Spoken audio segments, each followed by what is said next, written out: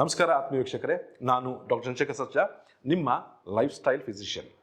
ಸುಮಾರು ಜನಕ್ಕೆ ಬಿಳಿ ಕೂದಲಿಂದು ಒಂದು ತಲೆನೋವು. ಸಣ್ಣ ವಯಸ್ಸಿನಲ್ಲೇ ಬಿಳಿ ಆಗ್ತಾ ಇದೆ ಕೂದಲು. ನನ್ನ ಮಗಳು ಇನ್ನೂ SLC ಹೋಗ್ತಿಲ್ಲ, ಅಷ್ಟೊತ್ತಿಗೆ ಅವಳಿಗೆ ನೋಡಿ ಎಷ್ಟು ಬಿಳಿ ಕೂದಲಿದೆ ಅಂತ ತಾಯಿಯಂದರು ತುಂಬ ಗಾಬರಿ ಆಗ್ತಾರೆ. ಇತ್ತೀಚೆಗೆ ತುಂಬ ಸಣ್ಣ ಮಕ್ಕಳಲ್ಲೂ ಕೂಡ ಈ ಬಿಳಿ ಕೂದಲು ಆಗ್ತಾ ಇರೋವಂಥದ್ದು ಪ್ರಾಬ್ಲಮ್ಸ್ ಜಾಸ್ತಿ ಆಗ್ತಾ ಇದೆ. 40-50 ಆದ ನಂತರ ಏನೋ ಬಿಳಿ ಆಗುತ್ತೆ ಬಿಡಿ, ವಯಸ್ಸಾಯಿತು ಅಂತ ಹೇಳೋಣ, ತೊಂದರೆ ಇಲ್ಲ. ಆದರೆ ಹಿಂದಿನ ಕಾಲ ಕಂಪೇರ್ ಮಾಡಿದ್ರೆ ಇತ್ತೀಚೆಗೆ ಬಿಳಿ ಕೂದಲು ಅತಿ ಬೇಗವಾಗಿ ಸಾಧಾರಣವಾಗಿ ಸಣ್ಣ ವಯಸ್ಸಲ್ಲಿ ಯುವಕರಲ್ಲೂ ಕಂಡು ಬರ್ತಾ ಇದೆ ಅಲ್ವಾ? ನೀವೇ ನೋಡಿರ್ಬೋದು, ಈ ಸಾಫ್ಟ್ವೇರ್ ಪ್ರೊಫೆಷನಲ್ಸ್ ಇರ್ಬೋದು, ತುಂಬ ರಾತ್ರಿ ಹೊತ್ತು ಲೇಟಾಗಿ ವರ್ಕ್ ಮಾಡೋಂಥ ಇರ್ಬೋದು, ತುಂಬ ಸ್ಟ್ರೆಸ್ಫುಲ್ ಜಾಬಲ್ಲಿ ಇರೋವಂಥವ್ರು ಇರ್ಬೋದು, ಇಂಥವರಿಗೆಲ್ಲ ಈ ಬಿಳಿ ಕೂದಲು ಅತಿ ಬೇಗವಾಗಿ ಬರ್ತಾ ಇದೆ. ಸಣ್ಣ ಸಣ್ಣ ಹುಡುಗರು ಈಗ ಡೈ ಮಾಡೋಕ್ಕೆ ಸ್ಟಾರ್ಟ್ ಮಾಡ್ತಾ ಇದ್ದಾರೆ. ನೋಡಿ, ಒಂದು ರಿಸರ್ಚ್ ಪ್ರಕಾರ ವೀಕ್ಷಕರೇ ಏನಾಗುತ್ತೆ ಅಂತ ಹೇಳಿದ್ರೆ, ಇನ್ನೂ ಒಂದು 50-60 ವರ್ಷ ಆದ ನಂತರ ಹುಟ್ಟೋ ಮಕ್ಕಳಲ್ಲೂ ಕೂಡ ಬಿಳಿ ಕೂದಲು ಬರುತ್ತೆ ಅಂತ ಹೇಳ್ತಾರೆ. ಒಂದು ಸ್ಟಡಿ ಪ್ರೂವ್ ಆಗಿದೆ ಆ್ಯಕ್ಚುಲಿ ಆಕ್ಸ್ಫರ್ಡ್ನಲ್ಲಿ. ಇದು ನೀವು ನಂಬ್ತೀರಾ? ಯಾಕಂತ ಹೇಳಿದ್ರೆ ಬರ್ತಾ ನಮ್ಮ ಜೆನೆಟಿಕ್ಸ್ ಮ್ಯೂಟೇಷನ್ ಆಗ್ತಾ ಇದೆ, ನಮ್ಮ ಜೀನ್ಸ್ಗಳಲ್ಲಿ ಚೇಂಜಸ್ ಆಗ್ತಾ ಇದೆ. ಆಗ್ತಾ ಇದ್ದಂಗೆ ಹಿಂಗೆ ಆಗ್ತಾ ಇರುತ್ತೆ. ಆದರೆ ಬೆಳ್ಳಗಾಗಲಿ ವೈಟ್ ಆಗಲಿ ಒಳ್ಳೇದು ಅಂತ ಇದ್ದವರಿಗೆ ಏನು ಪ್ರಾಬ್ಲಮ್ ಇಲ್ಲ. ಆದರೆ ಬೆಳ್ಳಿ ಕೂದಲು ನನಗೆ ಇಷ್ಟ ಇಲ್ಲ, ನಮ್ಮದು ಕಪ್ಪಾಗಬೇಕು ಅನ್ನೋರಿಗೆ ಒಂದು ಸಿಂಪಲ್ ಹೇಳ್ತೀನಿ ಕೇಳಿ. ನೋಡಿ, ನಮ್ಮ ಕೂದಲು ಕರ್ರಿಗೆ ದಷ್ಟಪುಷ್ಟವಾಗಿ ನರಿಷ್ಠ ಆಗಿರ್ಬೇಕಂದ್ರೆ ಕೆಲವು ಖನಿಜಾಂಶಗಳು ಭಾಳ ಮುಖ್ಯ. ಅದರಲ್ಲಿ ಮೇಯ್ನಾಗಿ ಜಿಂಕ್ ಇರ್ಬೋದು, ಅಥವಾ ಸೆಲೇನಿಯಂ ಇರ್ಬೋದು, ಅಥವಾ ಬಯೋಟಿನ್ ಇರ್ಬೋದು, ವೈಟಮಿನ್ ಸಿ ಇರ್ಬೋದು, ನಮ್ಮ ದೇಹದಲ್ಲಿ ಹೆಚ್ಚು ಆ್ಯಂಟಿ ಆಕ್ಸಿಡೆಂಟ್ಸ್ ಇರುವಂಥದ್ದು ಇರ್ಬೋದು. ಈ ಥರ ಆಹಾರಗಳು ತಗೊಳ್ಳೋದ್ರಿಂದ ನಮ್ಮ ಕೂದಲು ಅಕಾಲ ನೆರೆಗೆ ತುತ್ತಾಗೋದನ್ನು ನಾವು ತಡೆಗಟ್ಟಬಹುದು. ನೋಡಿ, ಆ್ಯಂಟಿ ಆಕ್ಸಿಡೆಂಟ್ಸ್ ಅಂತ ಹೇಳಿದ್ರೆ ನಮ್ಮ ದೇಹದಲ್ಲಿ ಆಗ್ತಾ ಇರುವಂಥ ಒಂದು ಕೆಮಿಕಲ್ ಪ್ರೋಸೆಸ್ಸಿಂದ ಸುಮಾರು ತ್ಯಾಜ್ಯ ವಸ್ತುಗಳು ನಮ್ಮ ದೇಹದಲ್ಲಿ ಉಳ್ಕೊಂಡ್ಬಿಡ್ತವೆ. ಅದರಿಂದಾಗಿ ಒಂದು ಸೈಡ್ ಎಫೆಕ್ಟಿಂದ ಆಗ್ಬಿಟ್ಟು ನಮ್ಮ ರಕ್ತದಲ್ಲಿ ಕಲ್ಮಶಗಳು ಕೂಡ್ತವೆ.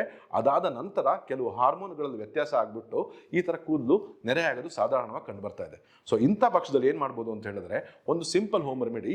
ಈ ಹೋಮ್ ರೆಮಿಡಿನ ನನಗೆ ಪರ್ಸ್ನಲ್ ಆಗಿ ಈ ಬಾಬಾಗಳು, ಈ ನಾಗ ಸಾಧುಗಳು ಅಂತ ಇರ್ತಾರಲ್ಲ, ಒಂದ್ಸಲ ಈ ಕಡೆ ಬಂದಾಗ ನಾ ಕೂತ್ಕೊಂಡು ಕೇಳಿದಾಗ ತುಂಬ ಹೆಂಗ ಕಾಣಿಸ್ತಿದೆ, ಹೇಗೆ ಒಂದು ಕೂದಲು ಕಪ್ಪಗಾಗಿಲ್ಲ ಬೆಳ್ಳಗಾಗಿಲ್ಲ ಅಂತ ಕೇಳಿದಾಗ ಆ ಬಾಬಾ ಹೇಳಿದ ಒಂದು ರೆಮಿಡಿ ನಾನು ನಿಮಗೆ ಹಾಕಿರ್ತೀನಿ, ಹೇಳಕ್ಕೆ ಇಷ್ಟಪಡ್ತೀನಿ.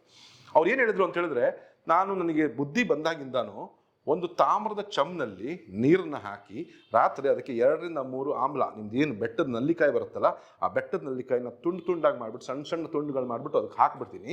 ಬೆಳಿಗ್ಗೆ ಎದ್ದ ತಕ್ಷಣ ಮನೆಗೆ ಎದ್ದಾಗ ಮೊದಲು ಆ ತಾಮ್ರದ ತೆಂಬಿಗಿರೋ ನೀರನ್ನು ಫುಲ್ಲು ಕುಡಿತೀನಿ. ಅದಾದ ನಂತರ ಆ ಆಮ್ಲ ಏನಿತ್ತು, ನಮ್ದು ಏನು ನಲ್ಲಿಕಾಯಿ ಇತ್ತು, ಅದನ್ನು ಅಗದ್ಬಿಟ್ಟು ತಿಂದುಬಿಟ್ಟು ನೀರು ಕುಡಿದು ಬಿಡ್ತೀನಿ ಅಂತ ಹೇಳಿದ್ರು.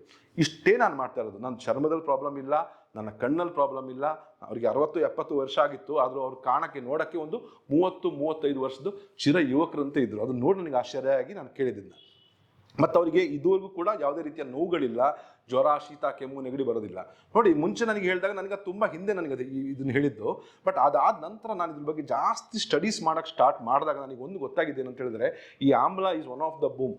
ನಮ್ಮ ಪ್ರಪಂಚದಲ್ಲಿ ಇರುವಂಥ ಒಂದು ನಮ್ಮ ಚರ್ಮಕ್ಕಾಗಲಿ ಕೂದಲಿಗಾಗಲಿ ನಮ್ಮ ಆರೋಗ್ಯಕ್ಕಾಗಲಿ ಇರಬೇಕಾಗಿದ್ದಂಥ ಒಂದು ಒಳ್ಳೆಯ ಒಂದು ವರದಾನ, ದೇವರು ಕೊಟ್ಟ ವರದಾನ ಅಂತಲೇ ಈ ನಾವು ನೆಲ್ಲಿಕಾಯಿಗೆ ಹೇಳ್ಬೋದು. ಯಾಕಂದರೆ ಅತಿ ಹೇರಳವಾಗಿ ಇದರಲ್ಲಿ ವೈಟಮಿನ್ ಸಿ ನಿಮಗೆಲ್ಲ ಗೊತ್ತಿರೋಂಗೆ ರಿಚ್ ಆ್ಯಂಟಿ ಆಕ್ಸಿಡೆಂಟ್ಸ್, ನಮ್ಮ ದೇಹದಲ್ಲಿರುವಂಥ ತ್ಯಾಜ್ಯ ವಸ್ತುಗಳನ್ನು ತೆಗೆದಾಗಲಿಕ್ಕೆ ತುಂಬ ಸಹಾಯವನ್ನು ಮಾಡುತ್ತೆ ಅಂತ ಹೇಳ್ಬಿಟ್ಟು ಸೈಂಟಿಫಿಕಲಿ ಪ್ರೂವ್ ಆಗಲಿ. ಅದೇ ರೀತಿ ಜಿಂಕ್ ಇರ್ಬೋದು, ಮೆಗ್ನೀಷಿಯಮ್ ಇರ್ಬೋದು, ಫಾಸ್ಫರಸ್ ಇರ್ಬೋದು, ಈ ಥರ ಸುಮಾರು ಕಾಂಪೌಂಡ್ಸ್ ನಮ್ಮ ಚರ್ಮಕ್ಕೆ, ನಮ್ಮ ಕೂದಲಿಗೆ, ನಮ್ಮ ಕಣ್ಣಿಗೆ ಬೇಕಾಗಿರುವಂಥ ಎಲ್ಲ ಥರ ಇಂಗ್ರೀಡಿಯೆಂಟ್ಸ್ ಕೂಡ ಇದರಲ್ಲಿದೆ. ನೋಡಿ, ನೀವು ತುಳಸಿ ಪೂಜೆ ಮಾಡ್ತೀರಾ, ಅದಕ್ಕೆ ನೀವು ಆಂಬಲನೋ ಅಥವಾ ಮತ್ತೆ ಈ ಹುಣಸೆ ಹಣ್ಣನ್ನು ಕಟ್ತೀರಾ, ಪೂಜೆ ಮಾಡ್ತೀರಾ. ಈ ಚಳಿಗಾಲದಲ್ಲಿ ಜಾಸ್ತಿ ಸೇವನೆ ಮಾಡಿ ಅಂತ ಹೇಳ್ತಾರೆ. ಸುಮಾರು ಜನ ಡಯಾಬಿಟಿಸಲ್ಲಿ ಒಳ್ಳೆಯದು ಅಂತ ಹೇಳ್ತಾರೆ. ಇದೆಲ್ಲ ನಾವು ಆ್ಯಕ್ಚುಲಿ ಒಂದು ಈ ನೆಲ್ಲಿಕಾಯಿನ ತುಂಬ ಒಂದು ದೇವತೆಗಳಿಗೂ ಹೋಲಿಸ್ಬಿಟ್ಟು ನಾವು ಕೆಲವು ಇದನ್ನ ಮಾಡ್ತಾ ಇದೀವಿ ಅಲ್ವಾ? ಅದೇ ರೀತಿ ಯಾಕೆ ಈ ಥರ ಎಲ್ಲ ನಾವು ಮಾಡ್ತೀವಿ ಅಂತ ಹೇಳಿದ್ರೆ, ಇದರಲ್ಲಿ ಇರುವಂಥ ಆ ಗುಣಗಳು. ಸೊ ಹಾಗಾಗಿ ಈ ಒಂದು ಟಿಪ್ಸ್ ಮಾಡೋಕ್ಕೆ ನಿಮ್ಗೇನು ಖರ್ಚೇನಾಗಲ್ಲ. ನಿಮ್ಮ ರಕ್ತ ಕೂಡ ಕ್ಲೀನ್ ಆಗಿರುತ್ತೆ, ನಿಮ್ಮ ದೇಹ ಕೂಡ ತಂಪಾಗಿರುತ್ತೆ. ಸಮ್ಮರ್ನಲ್ಲಿ ದೇಹದ ಉಷ್ಣಾಂಶವನ್ನು ಕಡಿಮೆ ಮಾಡಲಿಕ್ಕೂ ಕೂಡ ಇದು ಸಹಾಯ ಮಾಡುತ್ತೆ. ರಕ್ತವನ್ನು ಕ್ಲೀನಾಗಿ ಇಟ್ಕೊಳ್ಳಿಕ್ಕೆ ಮಾಡೋದ್ರಲ್ಲಿ ಯಾವ ತಪ್ಪು ಇಲ್ಲ. ನಿಮಗೆ ಈಗ ಸಣ್ಣ ವಯಸ್ಸಿನಿಂದನೇ ಇವಾಗ ಮಾಡ್ತಾ ಇದ್ದಂದ್ರೆ ಯಾವುದೋ ಕ್ರೀಮ್ಗಳು, ಯಾವುದೋ ಹೇರ್ ಡೈಗಳು ಅಪ್ಲೈ ಮಾಡಿಬಿಟ್ಟು ಒಂದು ಸಲ ಹೇರ್ ಡೈ ಅಪ್ಲೈ ಮಾಡಿಬಿಟ್ರೆ ಅಮೋನಿಯಾ ಏನು ಮಾಡುತ್ತೆ ಅಂತ ಹೇಳಿದ್ರೆ ಎಲ್ಲ ಕೂದಲುಗಳನ್ನು ಬೆಳ್ಳಗೆ ಮಾಡಕ್ಕೆ ಬಿಡುತ್ತೆ. ಸೊ ಅದನ್ನೆಲ್ಲ ಸ್ಟಾರ್ಟ್ ಮಾಡೋಕ್ಕಿಂತ ಮುಂಚೆ ಯಾವುದೇ ಖರ್ಚಿಲ್ಲದಲ್ಲಿರುವಂಥ ಈ ಸಿಂಪಲ್ ಒಂದು ಟಿಪ್ನ ಫಾಲೋ ಮಾಡಿ ನೋಡಿ, ಖಂಡಿತವಾಗ್ಲೂ ನಿಮಗೆ ಅದರಿಂದ ಯೂಸ್ ಆಗುತ್ತೆ. ಇದೇ ಥರ ಮತ್ತೊಂದು ವಿಡಿಯೋದೊಂದಿಗೆ ನಿಮ್ಮನ್ನು ಭೇಟಿ ಆಗ್ತೇನೆ. ಅಲ್ಲಿವರೆಗೂ ನಮಸ್ಕಾರ.